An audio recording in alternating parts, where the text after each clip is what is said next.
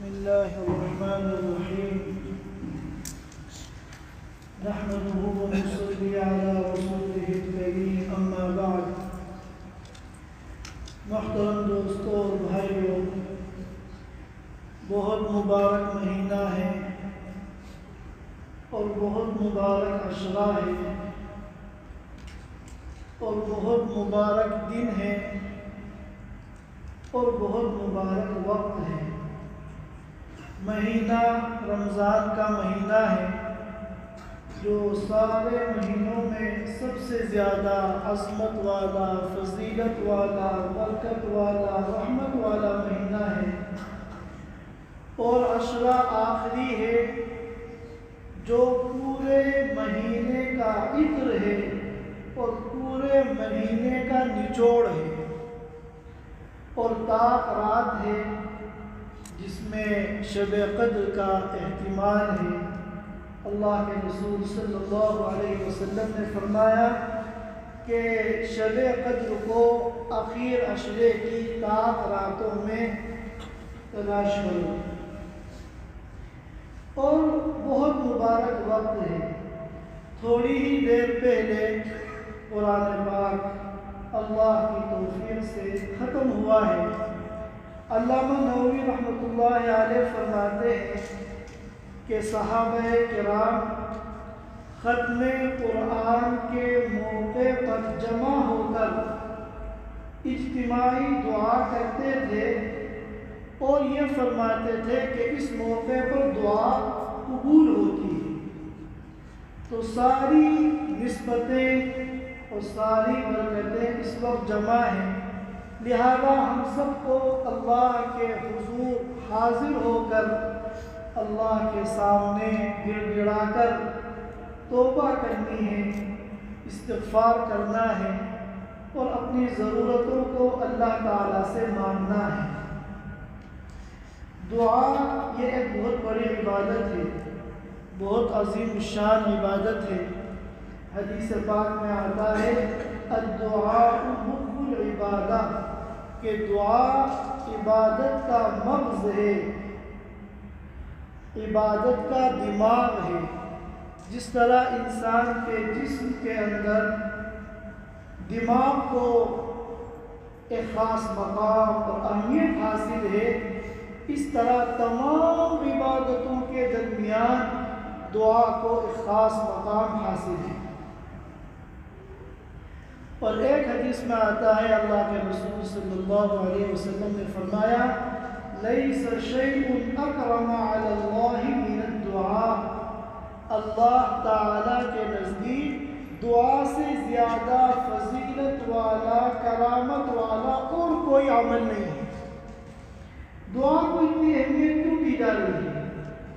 دعا کو اہمیت اس لیے دی جا رہی ہے کہ ہم سب کی جو تخلیق ہوئی ہے وہ اللہ کی عبادت کے لیے، وَمَا خَلَقْتُ الْجِنَّ وَالْإِنسَ إِلَّا لِيَعْبُدُونِ، اللہ کی بندگی کے لیے ہمیں پیدا کیا گیا ہے، اور اظہار بندگی کی جو کیفیت دعا کے اندر ہوتی ہے وہ کسی اور عبادت کے اندر نہیں ہوتی۔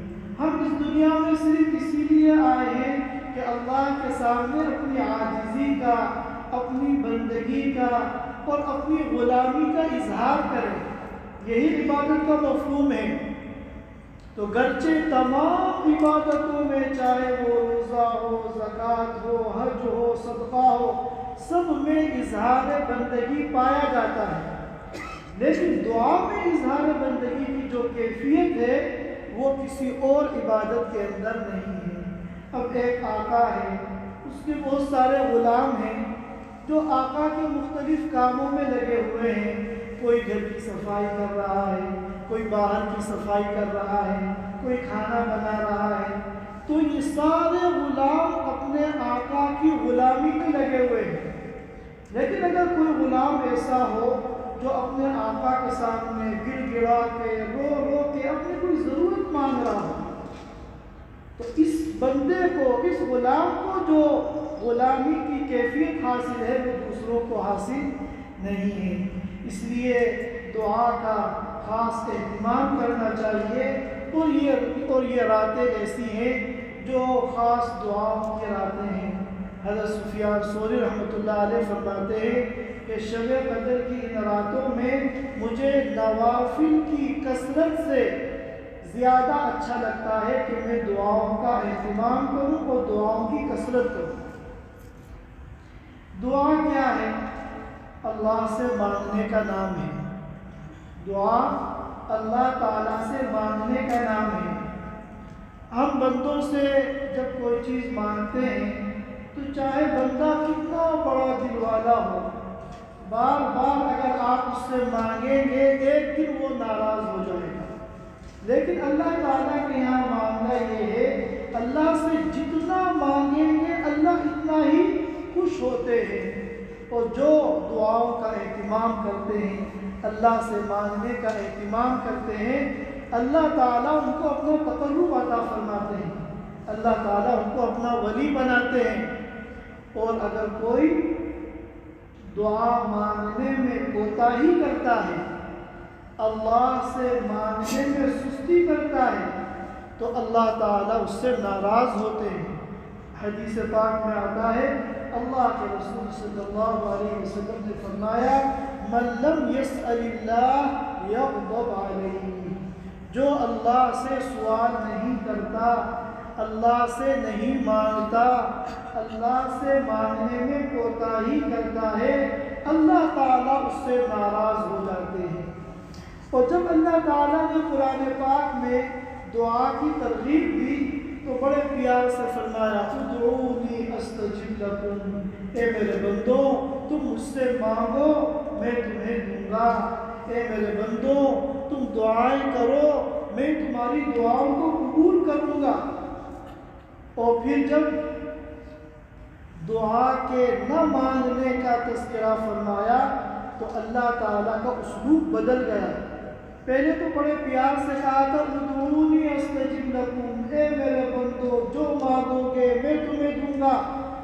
اور اس کے بعد کیا فرمایا، ان الذین یستکبرون عن عبادتی سیدخلون جہنم داخلین۔ یہ نہیں کہا کہ ان الذین لا یدعوننی، کہ جو مجھ سے دعا نہیں کریں گے، نہیں، بلکہ فرمایا جو مجھ سے مانگنے میں تکبر کریں گے۔ گویا کہ اللہ سے نہ مانگنا اللہ کے نزدیک تکبر ہے، کہ بندہ اپنے کو اللہ سے بالاتر سمجھ رہا ہے کہ اللہ ہمیں آپ کی کوئی ضرورت نہیں ہے، نعوذ باللہ، ہمارے پاس وسائل ہیں، ہمارے پاس اسباب ہیں، ہمارے پاس سفارشات ہیں، ہمارے تعلقات ہیں، ہم اپنا کام خود بنا لیں گے۔ تو اللہ سے نہ مانگنا یہ گویا کہ تکبر ہے۔ آپ یہ سمجھ رہے ہیں کہ ہم اللہ کے محتاج نہیں ہیں۔ ان الذین یستکبرون عن عبادتی، عبادتی کی تفسیر مفسرین کرام نے فرمائی، ای عن دعائی، کہ جو مجھ سے دعا کرنے میں، مجھ سے مانگنے میں تکبر کرتے ہیں، سیدخلون جہنم داخلین، تو وہ عنقریب رسوا ہو کر جہنم میں داخل ہوتے ہیں۔ لہذا ہم سب کو چاہیے کہ دو چیزوں کا خاص اہتمام کریں۔ نمبر 1 شکر، نمبر 2 دعا۔ اللہ کے رسول صلی اللہ علیہ وسلم نے ہمیں جو تعلیم دی ہے وہ شکر کی دی ہے اور دعا کی دی ہے۔ شکر کے بارے میں تو فرمایا کہ چھینک بھی اگر آئے تو اللہ کا شکر ادا کرو، اور دعا کے بارے میں فرمایا کہ اگر جوتے کا تسمہ بھی ٹوٹ جائے تو اللہ سے مانگو۔ لہذا ہم اپنی 24 گھنٹے کی زندگی میں اس کی عادت بنائیں کہ جب بھی کوئی نعمت ہمیں ملے گی، چاہے وہ کتنی چھوٹی نعمت ہو، ہم اس پر اللہ کا شکر ادا کریں گے۔ اور جب بھی کوئی کام آئے گا، کوئی ضرورت آئے گی تو ہم اللہ سے پہلے مانگیں گے، اسباب کو بعد میں اختیار کریں گے۔ ہم گھر سے نکل رہے ہیں تو دعا کریں، اے اللہ جس مقصد کے لیے میں گھر سے نکل رہا ہوں آپ مجھے اس مقصد میں کامیاب فرمائیں۔ ہر موقع پر اللہ سے مانگیں۔ جب پورے دن ہر لمحہ ہر نعمت پر اللہ کا شکر ادا کریں گے اور ہر ضرورت میں اللہ سے مانگیں گے تو ہمارا اللہ تعالیٰ کے ساتھ جو تعلق ہے وہ انتہائی مضبوط ہوگا، کیونکہ پورے دین کا جو خلاصہ ہے وہ رجوع الی اللہ ہے۔ اور علماء کرام نے فرمایا کہ سب سے زیادہ رجوع الی اللہ شکر میں اور دعا میں ہے۔ جتنا آدمی اللہ کا شکر ادا کرتا ہے اور جتنا اللہ سے مانگتا ہے، اس کا رجوع اللہ کی طرف ہوتا ہے، اس کا تعلق اللہ سے مضبوط بنتا ہے۔ پورے قرآن پاک کا جو خلاصہ ہے وہ سورہ فاتحہ ہے۔ پورے قرآن پاک کا جو خلاصہ ہے، علماء کرام نے فرمایا کہ وہ سورہ فاتحہ ہے، اور سورہ فاتحہ میں یہی دو چیزیں ہیں۔ پہلی 3 آیتوں میں شکر ہے، الحمدللہ رب العالمین الرحمن الرحیم مالک یوم الدین، اللہ کی حمد بیان کی جا رہی ہے، اللہ کی ثنا بیان کی جا رہی ہے، اسی کا نام شکر ہے۔ اور آخری 3 آیتوں میں اہدنا الصراط المستقیم سے والضالین تک دعا ہے۔ تو پورے قرآن کا خلاصہ سورہ فاتحہ، اور سورہ فاتحہ میں اگر ہم غور کریں تو پہلی 3 آیتوں میں اللہ کا شکر ہے اور آخری 3 آیتوں میں دعا ہے۔ جب اللہ تعالیٰ نے شیطان کو اپنے دربار سے نکال دیا تھا، کیونکہ اللہ نے اس کو حکم دیا تھا کہ آدم علیہ السلام کو سجدہ کرو، اور اس نے سجدہ کرنے سے انکار کر دیا۔ خلقتنی من نار وخلقتہ من طین، اے اللہ میں اس کو سجدہ کیوں کروں، مجھے تو آپ نے آگ سے پیدا کیا ہے، اور آگ کی صفت یہ ہے کہ اس کے شعلے اوپر جاتے ہیں۔ وخلقتہ من طین، اور آدم کو مٹی سے پیدا کیا ہے، اور مٹی کی خاصیت یہ ہے کہ اس کو چھوڑ دو تو نیچے جاتی ہے، تو میرے اندر تعالی ہے، لہٰذا میں اس کو سجدہ کیوں کروں۔ تو اللہ تعالیٰ نے آدم علیہ السلام کو سجدہ نہ کرنے پر شیطان کو جنت سے نکال دیا۔ تو جنت سے نکلتے ہوئے شیطان نے کیا کہا؟ ثم لآتینہم من بین ایدیہم ومن خلفہم وعن ایمانہم وعن شمائلہم ولا تجد اکثرہم شاکرین، کہ جس آدم کی وجہ سے اے اللہ آپ نے مجھے جنت سے نکالا ہے، اپنے دربار سے نکالا ہے، میں اس آدم کی اولاد کو چھوڑوں گا نہیں، میں آدم کی اولاد کو جینے نہیں دوں گا، میں آگے کی طرف سے حملہ کروں گا، پیچھے کی طرف سے حملہ کروں گا، دائیں طرف سے حملہ کروں گا، بائیں طرف سے حملہ کروں گا، ہر طرف سے میں اس کو بہکانے کی اور گمراہ کرنے کی کوشش کروں گا۔ اور پھر اپنی اس کوشش میں وہ کتنا کامیاب ہوگا اور کتنا ناکام ہوگا، جاتے جاتے اس نے اس پر ایک کمنٹ کیا، تبصرہ کیا، اس نے کیا کہا؟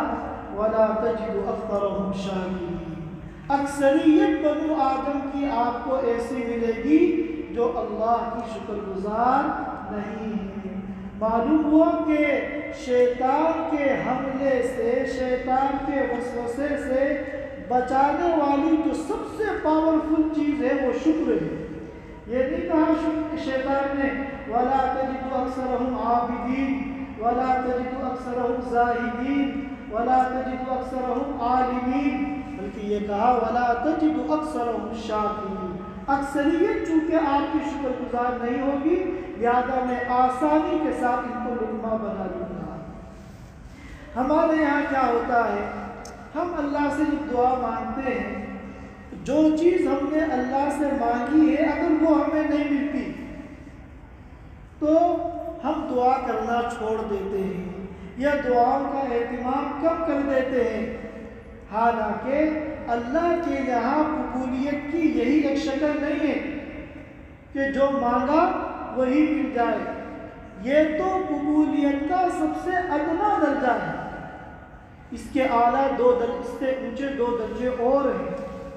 کبھی اللہ تعالیٰ وہی چیز دے دیتے ہیں، اور کبھی ایسا ہوتا ہے کہ جو چیز بندے نے مانگی ہے اللہ وہ نہیں دیتے۔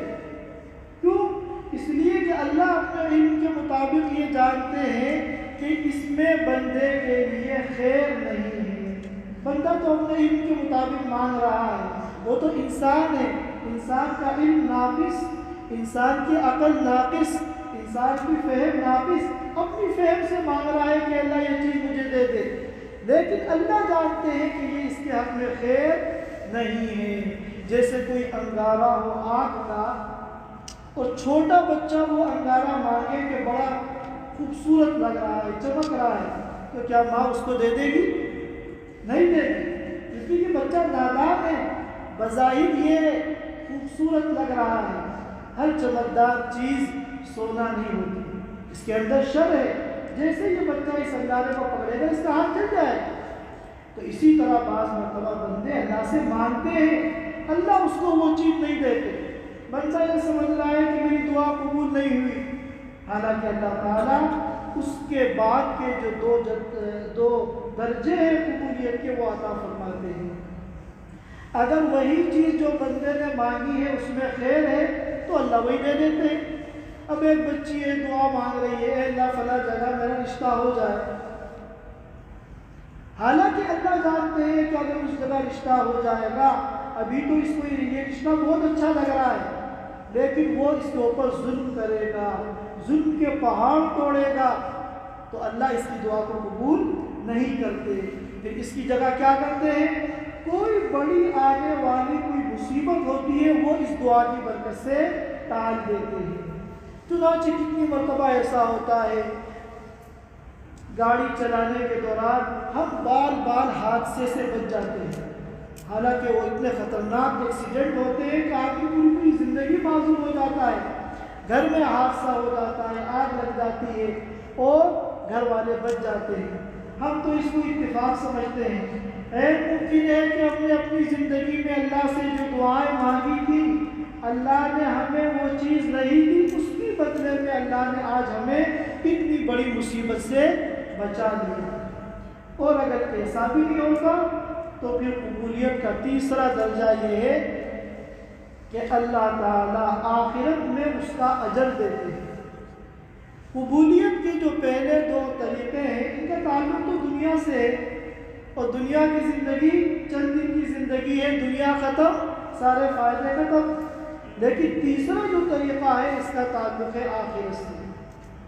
اگر اللہ تعالیٰ جو بندے نے چیز مانگی ہے وہ نہیں دیتے اور اس کے بدلے میں کسی آنے والی مصیبت کو بھی نہیں ٹالتے، تو پھر تیسرا طریقہ اللہ تعالیٰ اختیار فرماتے ہیں کہ آخرت میں پھر اس کا اجر دیتے ہیں۔ حدیث پاک میں آتا ہے اتنا اجر اللہ تعالیٰ آخرت میں عطا فرمائیں گے کہ بندہ تمنا کرے گا کاش کہ دنیا میں ایک دعا بھی اس کی قبول نہ ہوئی ہوتی۔ لہذا ہم نے اللہ سے جو مانگا ہے وہ ہمیں ملے یا نہ ملے، ہمیں ہر حال میں اللہ سے مانگنا ہے، اللہ کے سامنے دعا کرنی ہے اور اس کی عادت ڈالنی ہے۔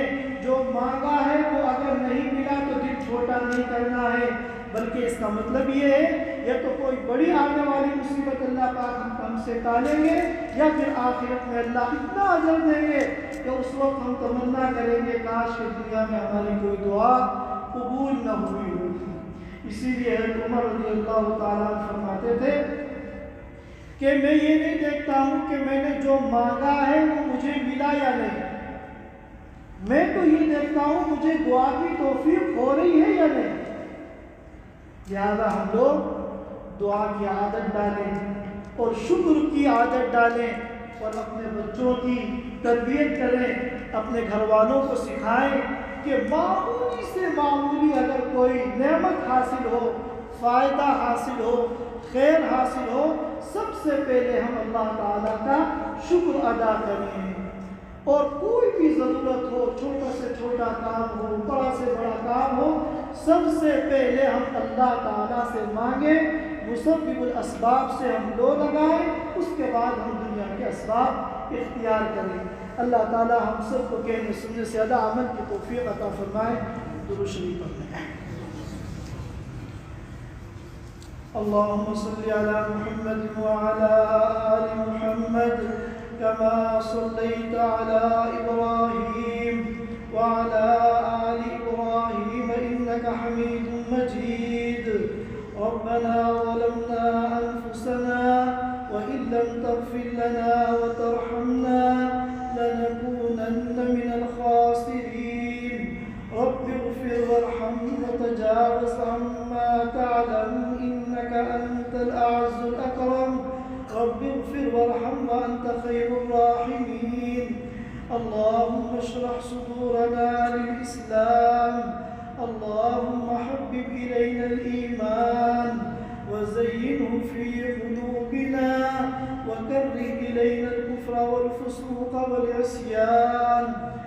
اللهم إنا ضعفاء فقو في رضاك ضعفنا وخذ إلى الخير بنواصينا واجعل الإسلام منتهى رضانا. اللهم الطف بنا في تيسير كل عسير فإن تيسير كل عسير عليك يسير. ونسألك اليسر والمعافاة في الدين والدنيا والآخرة. اللهم إنا نسألك الهدى والتقى والعفاف والغنى. اللهم إليك رب فحببنا وفي أنفسنا لك رب فذللنا وفي أعين الناس فعظمنا ومن سيء الأخلاق فجنبنا وعلى صالح الأخلاق فقومنا وعلى صراطك المستقيم فثبتنا وعلى الأعداء أعدائك أعداء الإسلام فانصرنا. اللهم انصرنا ولا تنصر علينا وزدنا ولا تنقصنا وأكرمنا ولا تهنا وأعطنا ولا تحرمنا وآثرنا ولا تؤثر علينا وامكر لنا ولا تمكر علينا. لا إله إلا الله الحليم الكريم. سبحان الله رب العرش العظيم والحمد لله رب العالمين. نسألك موجبات رحمتك وعزائم مغفرتك والغنيمة من كل بر والسلامة من كل إثم. اللهم لا تدع لنا ذنبا إلا غفرته ولا هما إلا فرجته ولا ضرا إلا كشفته ولا مرضا إلا شفيته ولا بلاء إلا رفعته ولا كربا إلا نفسته ولا دينا إلا أديته ولا حاجة هي لك رضا إلا قضيتها ويسرتها يا أرحم الراحمين. اللهم آنس وحشتنا في قبورنا. اللهم ارحمنا بالقرآن العظيم واجعله لنا إماما ونورا وهدى ورحمة. اللهم ذكرنا منه ما نسينا وعلمنا منه ما جهلنا وارزقنا تلاوته آناء الليل وآناء النهار واجعله لنا حجة لا علينا يا رب العالمين. اللهم إنا نسألك علما نافعا وعملا صالحا متقبلا ورزقا حلالا طيبا واسعا وشفاء من كل داء. اللهم إنا نعوذ بك من الأربع: من علم لا ينفع وقلب لا يخشع ونفس لا تشبع ودعاء لا يسمع. اللهم اجعل لنا قلبا يخشاك كأنه يراك. اللهم اجعل سرنا خيرا من علانيتنا واجعل علانيتنا صالحا. اللهم طهر قلوبنا من النفاق وأعمالنا من الرياء وألسنتنا من الكذب وأعيننا من الخيانة فإنك تعلم خائنة الأعين وما تخفي الصدور. اللهم أنت العالم بحوائجنا ودعواتنا كلها فاقض حاجاتنا حاجاتنا وأجب دعواتنا يا قاضي الحاجات ويا مجيب الدعوات من فوق 7 سماوات في الدين والدنيا والآخرة. ربنا آتنا في الدنيا حسنة وفي الآخرة حسنة وقنا عذاب النار. اے اللہ ہمارے گناہوں کو معاف فرما دے. اے اللہ ہمارے خطاؤں سے درگزر فرما دے. اے اللہ ہماری پوری زندگی گناہوں میں ڈوبی ہوئی ہے. اے اللہ آپ کا کوئی حکم ایسا نہیں جو ہم نے توڑا نہ ہو. آپ کے حبیب کی کوئی سنت ایسی نہیں جو ہم نے چھوڑی نہ ہو. اے اللہ ہمارے ظلم عظیم کو معاف فرما دے. اے اللہ ہم خطا کار ہیں, قصوروار ہیں, مجرم ہیں. اے اللہ ہمیں اپنے گناہوں کا اقرار ہے. اے اللہ ہم اقراری مجرم ہیں. اے اللہ ہمارے گناہ پانی کے قطرات سے زیادہ ہیں. اے اللہ ہمارے گناہ مٹی کے ذرات سے زیادہ ہیں. اے اللہ ہمارے گناہ بکری کے بالوں کی تعداد سے زیادہ ہیں. اے اللہ لیکن آپ بڑے رحیم ہیں, بلکہ ارحم الراحمین ہیں.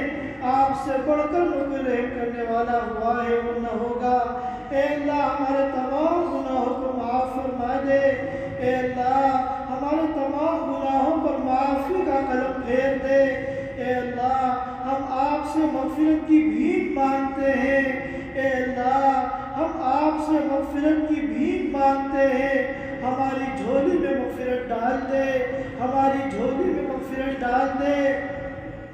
اے اللہ ہم آپ کے دربار کے بھکاری ہیں اور کریم کے دربار کا بھکاری خالی ہاتھ نہیں جاتا. اے اللہ ہماری جھولی میں مغفرت ڈال دے.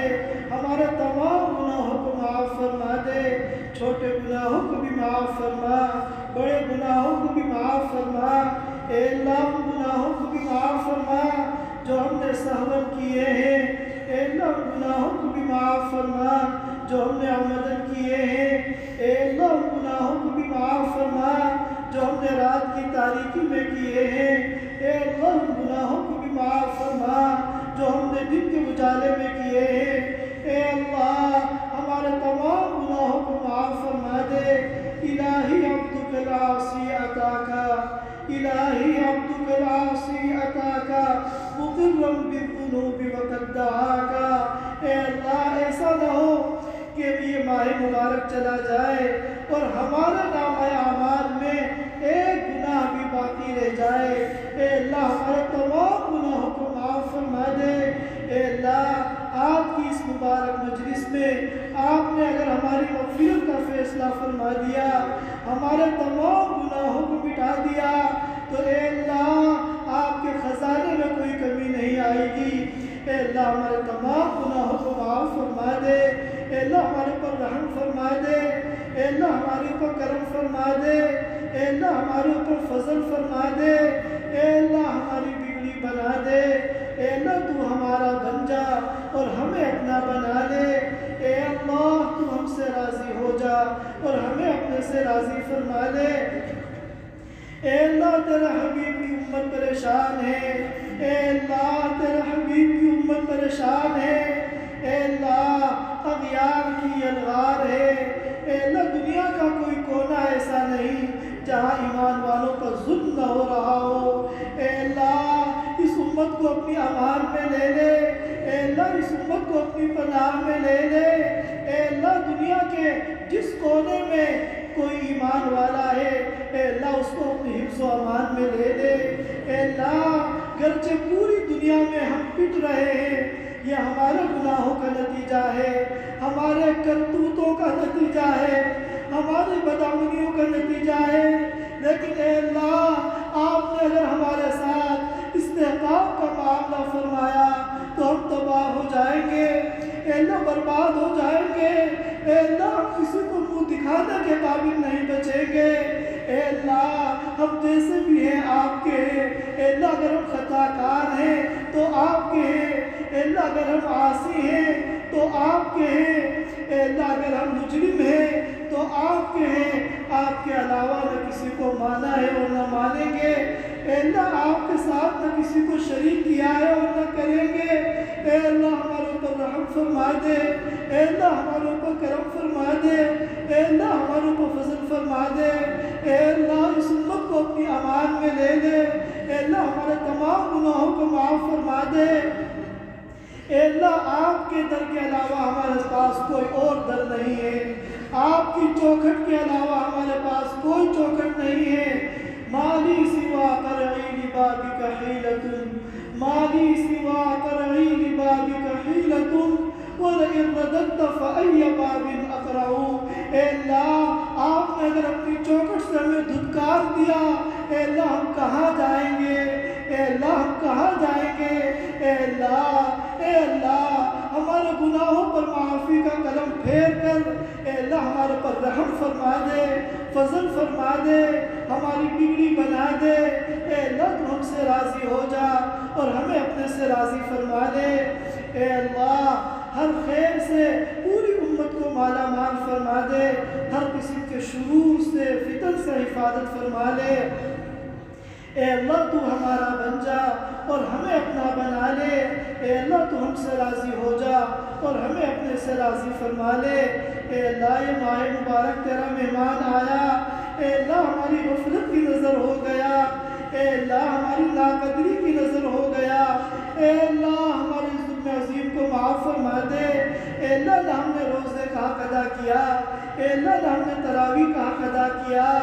اے اللہ نہ ہم نے تلاوت کا حق ادا کیا، اے اللہ نہ ہم نے دعاؤں کا حق ادا کیا، اے اللہ ہمارے اس جرم کو معاف فرما دے، اے اللہ ٹوٹی پھوٹی جو بھی ہم سے عبادت ہوئی ہے اے مالک تو اپنی بارگاہ میں قبول فرما لے، اے اللہ ایسا نہ ہو قیامت کے دن ہماری ان عبادتوں کو بدبودار کپڑے میں لپیٹ کر ہمارے منہ پہ مار دیا جائے، اے اللہ گرچہ ہماری عبادتیں اسی قابل ہیں، اے اللہ ہماری عبادتیں اسی قابل ہیں، لیکن اے اللہ آپ بڑے رحیم ہیں، اے مالک آپ بڑے کریم ہیں، آپ بڑے داتا ہیں، اے اللہ ہماری اے اللہ ہمارے ایک ایک سجدے کو قبول فرما لے، اے اللہ ہمارے ایک ایک رکوع کو قبول فرما لے، اے اللہ ہمارے ایک ایک روزے کو قبول فرما لے، اے اللہ ہماری تلاوت کو قبول فرما لے، اے اللہ ہمارے صدقات و خیرات کو قبول فرما لے، اے اللہ ہماری صلہ رحمی کو قبول فرما لے، اے اللہ ہماری دعاؤں کو قبول فرما لے، اے اللہ آپ کی توفیق سے تھوڑی دیر قبل قرآن پاک ختم ہوا ہے، اے اللہ اس کو قبول فرما لے، سننے کو بھی قبول فرما، سنانے کو بھی قبول فرما، اور اے اللہ اس سننے سنانے میں جو بھی کمی اور کوتاہی ہوئی ہو اور اے اللہ یقیناً ہوئی ہے، اے اللہ محض اپنے کرم سے معاف فرما دے، اے اللہ ایک ایک سورت ہماری قبول فرما لے، ایک ایک آیت قبول فرما لے، اے اللہ تیرے یہ بہت سے بندے دور دراز سے یہاں تراویح پڑھنے کے لیے آتے تھے، اے اللہ بڑی قربانیوں سے بڑی مشقتوں سے آتے تھے، اے اللہ یقیناً تیری ہی توفیق سے آتے تھے، اے اللہ ان کے آنے کو قبول فرما لے، ان کی قربانی کو قبول فرما لے، اے اللہ ہماری زندگیوں میں دین کے آنے کا ذریعہ بنا دے، اے اللہ ہمارے گھروں کو صحابہ کے گھروں کا نمونہ بنا دے، اے اللہ ہماری مسجدوں کو مسجد نبوی کا نمونہ بنا دے، اے اللہ ہمارے چھوٹوں کو بھی قبول فرما، اے اللہ ہمارے بڑوں کو بھی قبول فرما، اے اللہ زبان آپ سے مانگ رہی ہے اور ہاتھ آپ کے سامنے اٹھے ہوئے ہیں، اے اللہ ہماری ضرورتوں کو ہم سے زیادہ آپ جانتے ہیں، اے اللہ ہماری تمام ضرورتوں کو پورا فرما دے، تمام مشکلات کو حل فرما دے، تمام پریشانیوں کو دور فرما دے، تمام بیماریوں کو ختم فرما دے، اے اللہ جو بیمار ہیں ان کو صحت کاملہ عاجلہ عطا فرما، اے اللہ جو مقروض ہیں ان کے قرضوں کی ادائیگی کی غیب سے صورتیں پیدا فرما، اے اللہ جو مسجون ہیں یا ناجائز مقدمات میں ماخوذ ہیں، اے اللہ ان کی خلاصی کی غیب سے صورتیں پیدا فرما، اے اللہ ہمارے تمام مسائل کو حل فرما دے، تمام ضرورتوں کو پورا فرما دے، اور اے اللہ ہماری سب سے بڑی ضرورت ہدایت ہے، اے اللہ ہمیں ہدایت عطا فرما دے، اے اللہ اتباع سنت عطا فرما دے، اے اللہ اپنی محبت عطا فرما دے، اے اللہ اپنے رسول کی محبت عطا فرما دے، اے اللہ قرآن پاک کی عظمتوں کو، محبتوں کو ہمارے دلوں کے اندر راسخ فرما دے، اے اللہ جو کچھ ہم نے مانگا ہے وہ بھی ہمیں عطا فرما دے، اے اللہ جو مانگنے سے رہ گیا وہ بھی ہمیں عطا فرما دے، اے اللہ ہمیں تو مانگنا بھی نہیں آتا، اے اللہ بغیر مانگے عطا فرما دے، اے اللہ جب تک ہم اس دنیا میں رہیں دین پر ثابت قدم رہیں، اے اللہ جب اس دنیا سے جانے کا وقت آئے تو ایمان پر ہم سب کا خاتمہ ہو، اے اللہ اس مجمع کی آمین کی برکت سے ہماری تمام دعاؤں کو قبول فرما۔ سبحان ربک رب العزت عما یصفون وسلام علی المرسلین والحمد للہ۔ Thanks for watching. Don't forget to like, comment, share and subscribe to Al Wahid channel.